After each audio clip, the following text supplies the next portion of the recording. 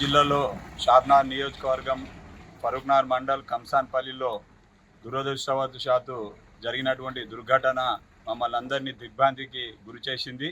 మేము చాలా మా మనసంతా క్షోభకు గురైంది. ఓ మంచి కార్యకర్త, కట్టర్ బీజేపీ కార్యకర్త తన గ్రామంలో భారతీయ జనతా పార్టీ ఉనికి కోసమై ఒక వార్డు మెంబర్ పోటీ చేసి కమలాన్ని వికసించేలాగా కృషి చేయాలనే ఉద్దేశంతో, సంకల్పంతో, మంచి ఆశయంతో, లక్ష్యంతో ఏదైతే మన శేఖరు ముదిరాజు ప్రయత్నం చేసిండు, అట్టి ప్రయత్నాన్ని కొంతమంది దురదృష్టవంతులు ఏమందంటే వాళ్ళు ఏవైతే బీఆర్ఎస్ కానీ కాంగ్రెస్ కానీ అధికార దాహంతో దుర్ఘటనలకు పాల్పడుతూ దౌర్జన్యాలకు, దమనకాండాలకు వాళ్ళు ప్రేరేపిస్తూ కార్యకర్తలను భయభ్రాంతులకు గురి చేస్తున్నారు. తస్మత్ జాగ్రత్త. మేము ఎక్కడికైనా మిమ్మల్ని అందరిని ఎదుర్కొనే దమ్ము, సత్తా భారతీయ జనతా పార్టీకి ఉంది. మేమందరం కార్యకర్తలను రక్షించుకునే శక్తి మా లోపల ఉంది అనే విషయాన్ని మీరు గుర్తించాలి. చట్టం గిట తన యొక్క ఉన్నటువంటి చట్టాన్ని అందరినీ సమపాలనతో చూస్తూ వాళ్ళకు ఉన్నటువంటి ఏదైతే న్యాయం, ధర్మం ప్రకారం నడుచుకోవాలని చెప్పి నేను పోలీసు వ్యవస్థకి గిట విన్నపం చేస్తున్నాను. ముఖ్యంగా అతను హత్యనా ఆత్మహత్యన అనేది ఫస్ట్ దాన్ని మీరు ఇన్వెస్టిగేషన్ చేసి దోషులపైన వాళ్ళ మా తల్లిదండ్రులు ఏదైతే ఇచ్చిన ఫిర్యాదు పైన చట్టరీత్యా చర్య తీసుకొని ఇమ్మీడియట్లీ అరెస్ట్ చేయాలని చెప్పి మేము రంగారెడ్డి జిల్లా భారతీయ జనతా పార్టీ తరఫున డిమాండ్ చేస్తున్నా. కాంగ్రెస్ ఎమ్మెల్యేలు కానీ కాంగ్రెస్ మంత్రులకు కానీ ఒకటే చెప్తున్నా, భారతీయ జనతా పార్టీ కార్యకర్తలను ముట్టుకున్నా, వాళ్ళను కదిలించినా ఖబర్దార్ అని చెప్పి మరొక్కసారి మిమ్మల్ని అందరినీ హెచ్చరిస్తున్నా. దయచేసి చెప్తున్నాను, ప్రశాంతంగా గ్రామాల్లో ఎలక్షన్ జరిగే విధంగా సహకరించాలని చెప్పి చెప్తున్నాను. అదృష్టం ఎవరికి ఉంటే వాళ్ళు గెలుస్తారు, ప్రజల ఆశీర్వాదం ఎవరికి ఉంటే వాళ్ళు గెలుస్తారు. అంతేగాని మీ అధికార దురహంకారంతో మంత్రులు, ఎమ్మెల్యేలు అండదండలు చూసుకొని గ్రామాలలో విచ్చలవిడిగా మీరు అదేంటి ఎగబడి దౌర్జన్యాలకు గురి చేస్తే మాత్రం మిమ్మల్ని రోడెక్కనీయమని చెప్పి ఎమ్మెల్యేలకు, మంత్రులకు నేను హెచ్చరిక జారీ చేస్తున్నాను. కంసాన్పల్లి గ్రామంలో శేఖర్ భారతీయ జనతా పార్టీ యొక్క కార్యకర్త, సీనియర్ కార్యకర్త, ఒక వార్డు మెంబర్గా పోటీ చేసిన సందర్భంలో ఇక్కడున్న నాయకులు ఒక యువకుని యొక్క ఎదుగుదలని, భారతీయ జనతా పార్టీ యొక్క కార్యకర్త యొక్క ఎదుగుదలని జీర్ణించుకోలేక అనేక ఒత్తిళ్లకు గురిచేయగా అతను ఆత్మహత్యనా హత్యనా అనే తెలియని పరిస్థితిలో అనుమానాస్పదంగా మరణించడం జరిగింది.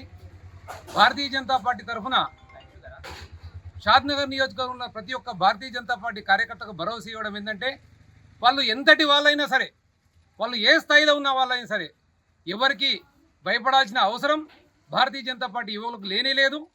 మీ తరఫున మేము ఎంత దూరమన్నా వచ్చి పోరాటం చేయడానికి సిద్ధంగా ఉన్నాం. కాబట్టి పోరాటం చేయడానికి సిద్ధంగా ఉండండి, పోరాడండి. మేము ఉన్నాం. మేము కింద నుంచి, గల్లీ నుంచి ఢిల్లీ దాకా కూడా భారతీయ జనతా పార్టీ నాయకులు మీ ఎంబడున్నారు. ఇటువంటి ఈ ఉకదంపుడు బెదిరింపులకు కానీ వీటికి కానీ మీరు ఎక్కడ భయపడద్దు. దిగ్భ్రాంతికి చెందే ఒక మరణం ఇది. మేము దీన్ని తీవ్రంగా పోరాటం చేసి దీని విషయంలో న్యాయం జరిగే వరకు కూడా మేము పోరాటం చేస్తామని చెప్పి భారతీయ జనతా పార్టీ మా జిల్లా నాయకులు కూడా రావడం జరిగింది. దీన్ని రాష్ట్ర నాయకుల దృష్టి కూడా తీసుకుపోయి ఆ యువకుని యొక్క కుటుంబానికి న్యాయం జరిగేదాకా కూడా పోరాటం చేద్దామని చెప్పి ఇప్పుడే స్పష్టం చేయడం జరిగింది.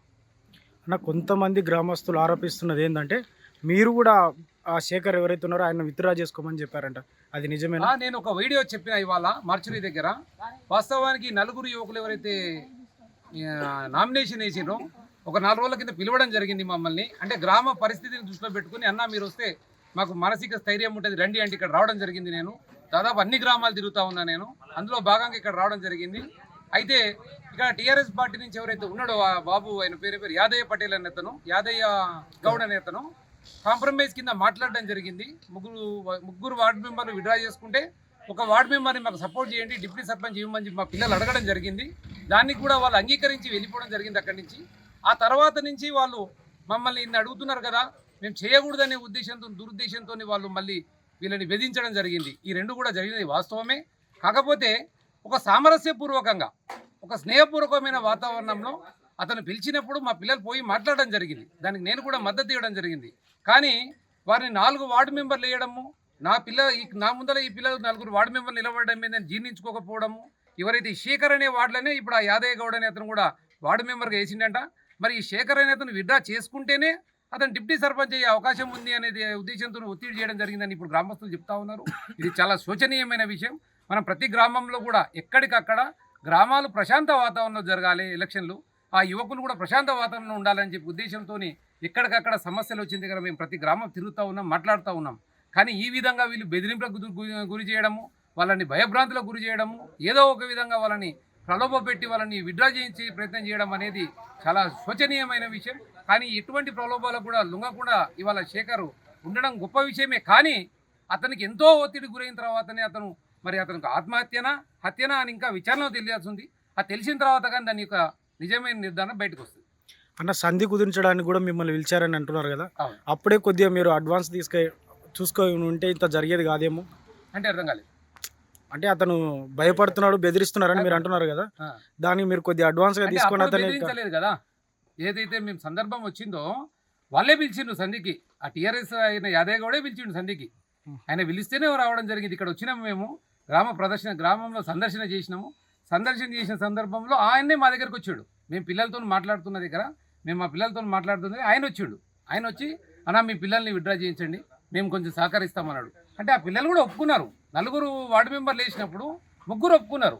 ఈ ఒక్క పిల్లగాడు ఒప్పుకోలేదు. ఈ ఒక్క పిల్లగానికి కూడా ఓకేలే, ఈ పిల్లగాడు ఒప్పుకోకున్నా సరే అని ఆయన ఒప్పుకున్నాడు. ఎవరు యాదయ్య గౌడ్ కూడా సరే అన్న ఒక పిల్లగాడు ఉండండి, మేమే గెలిపిస్తాం, ఎట్లనే చేస్తామని చెప్పి వెళ్ళిపోవడం జరిగింది అక్కడి నుంచి. కానీ ఆ తర్వాత జరిగిన పరిణామాలు ఏంది అనేది చాలా ఇంపార్టెంట్ విషయం. దాంట్లో ఇక్కడ కూడా ఇది లేదు. బెదిరిస్తున్నారని అంటున్నారు కదా, అది మీ దృష్టికి వచ్చిందని ఆ బాబు ఏమన్నా ఇప్పుడు చెప్పాడు? వచ్చింది. అప్పుడు ఏం రాలేదు, అప్పుడు మీకు ఏం చెప్పలేదు? చెప్పలేదు.